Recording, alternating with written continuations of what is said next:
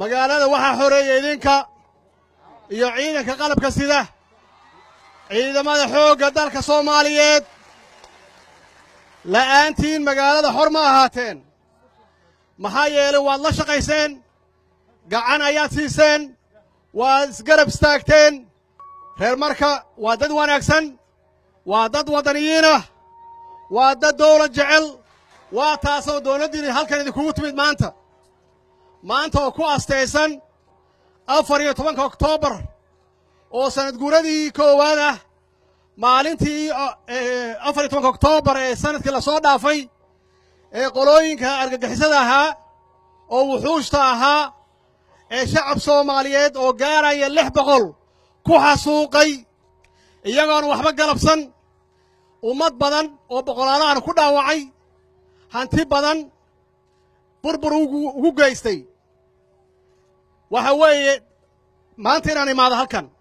oo ciidamadu halkan yimaadaan oo wuxuushtaas argagixisada halkan uga horeyno waxay ku timid jawaabtii ay ka soo jawaabeen dalabkaygii ciidanka qalabka sida ee Soomaaliyeed oo maanta halkan idinla jooga qaarkood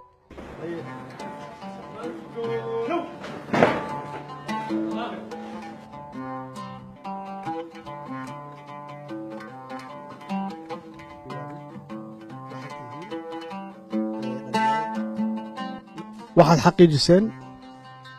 in ciidan Soomaaliyeed uu qabsan karo magaalana uu hayn karo yaa xaqiijiseen waxaad xaqiijiseen ciidanka Soomaaliyeed wixii loo aas-aasay oo ahaa difaaca dadkiisa iyo kaalmeynta dadkiisa inaad ka soo baxdeen oo magaalada dadka jooga kulli ay hadda